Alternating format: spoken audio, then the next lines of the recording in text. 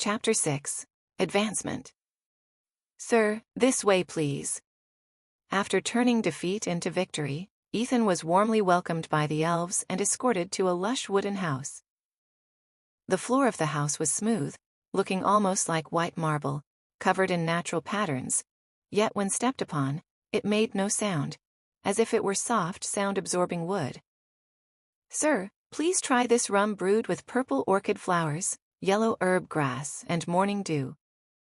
After serving Ethan a glass of light green rum, the long-haired beauty, Sophia, gracefully left, sitting beside the elven elder, leaving behind a faint, pleasant fragrance. Judging from your accent, sir, you don't seem to be from around here. Elder, please just call me Ethan. Ethan took a sip of the light green rum, which was cool and refreshing, as if he had tasted a piece of natural mint. Yes, my homeland is far away. I happened to pass by when I heard the sound of a fierce battle, so I came over. As Ethan tasted the cool rum, he quietly observed his surroundings. In an unfamiliar place like this, building a good relationship with the native forest elves might yield unexpected benefits. The human slave hunters are becoming increasingly rampant, especially those thugs who came today.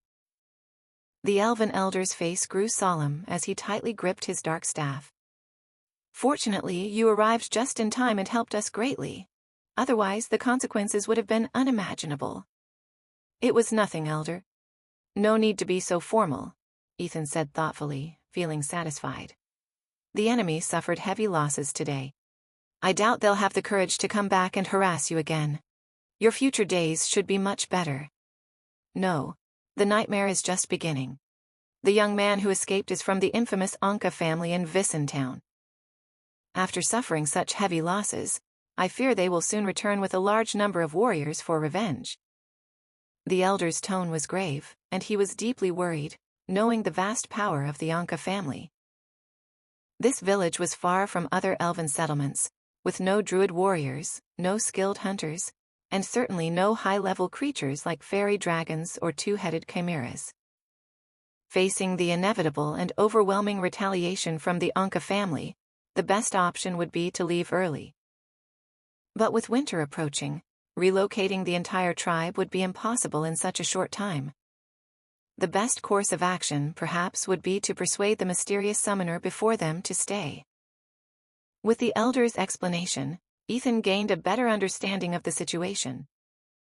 It turned out that this vast land beneath his feet was the Talon continent, and the surrounding Trass forest stretched for thousands of miles, making it the largest primeval forest on the continent. Due to its abundant resources, Trass forest had attracted many humans to log and hunt. Over time, a small town called Vissen had formed near an ancient castle at the forest's edge.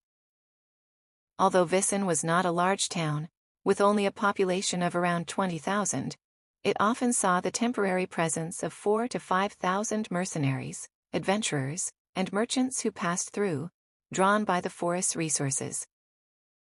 In Vissen, the Anka family held the most power, with a large number of ruthless family warriors.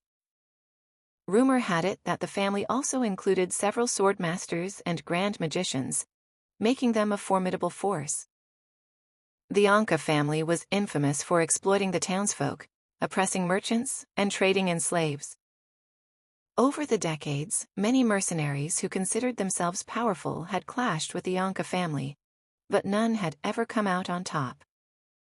Every mercenary who opposed them met a brutal end without exception. Rumors circulated that the Anka family was a group of ruthless pirates, and Vissen town was merely a small foothold for them. People often saw unknown warriors coming and going from their castle, all of them fearsome individuals who killed without hesitation. Gradually, not only the ordinary townsfolk, but even mercenaries and adventurers from all around were forced to follow the Anka family's rules. Even some of the small tribes within Trass Forest were occasionally harassed by these human slavers. After explaining the situation to Ethan, the elven elder sighed heavily, filled with concern. Based on the rumors over the years, being targeted by the powerful Anka family was certainly a bleak prospect. After a moment of contemplation, the elder's heart stirred, and he sincerely asked, Ethan, would you be able to stay in our village for a while? I'm afraid not. I have a meeting with a friend in a few days. Though it aligned with his interests, Ethan feigned hesitation. Besides, my hornet beasts are still quite weak. If the enemy retaliates in full force, I doubt I'd be much help. Understanding the elder's intention, Ethan decided to play hard to get, hoping to secure a better reward. However, he also recognized the potential danger if Emiya returned with a larger force of warriors and magicians. This mysterious and ancient continent was full of surprises. A single fireball could reduce several hornet beasts to ashes. If the enemy brought more powerful magicians, it could be difficult to manage the situation. Are all these hornet beasts your summoned creatures? The elder hesitated for a moment, eyeing the swarm of hornet beasts around Ethan.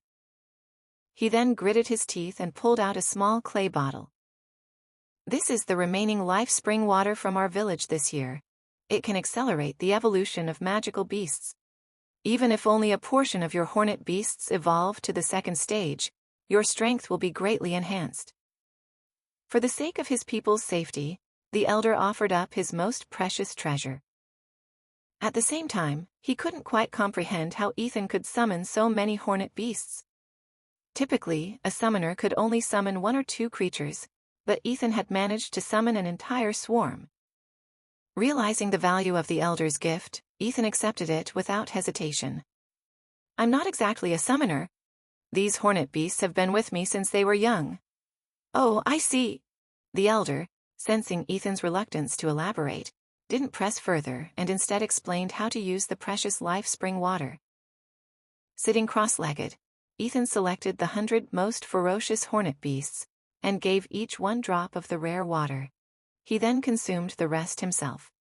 Quickly, the small creatures grew to the size of fists, with mysterious runes appearing on their bodies before disappearing once again.